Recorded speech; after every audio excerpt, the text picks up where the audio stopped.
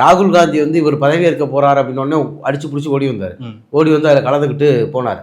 அதுக்கு பிறகு கேரளாவில் காங்கிரஸ் முதலமைச்சர் பதவியேற்றார். அதில் வந்து விஜய் வந்து கலந்துக்கல.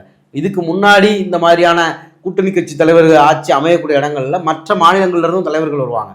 ஆனால் கேரளாவுக்கு வந்து அகிலேஷ் யாதவோ இல்லை அரவிந்த் கெஜ்ரிவாலோ இல்லை தேஜஸ்வியோ இப்படி இந்தியா கூட்டணியில் உள்ள யாருமே வந்து வரல.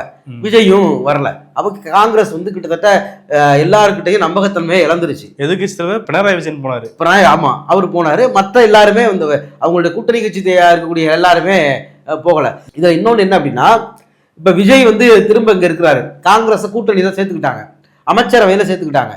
ஆனாலும் அவர் டெல்லி போகிறப்ப ராகுல் காந்திக்கு வேலை இருக்குன்னு சொல்றீங்க. அவர் என்ன வேலை பார்க்குறாரு எனக்கு தெரியல. கிட்டத்தட்ட அவரு ஒரு எதிர்கட்சி தலைவர். இப்போ பார்லிமெண்ட் ஒன்றும் நடக்கலை. 12 வருஷமா அவர் சும்மா தான் இருக்கிறாரு.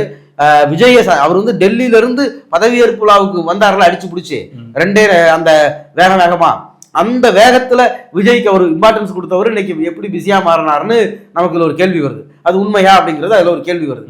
சரி, ராகுல் காந்தி இல்லைனா நீங்க மல்லிகார்ஜுன கார்கே பார்த்திருக்கலாம். அவர் அகில இந்திய காங்கிரஸ் கமிட்டியுடைய தலைவர். இந்த மொத்த சந்திப்புல அவர் யாராவது ஒரு காங்கிரஸ்காரரை சந்திச்சாரா?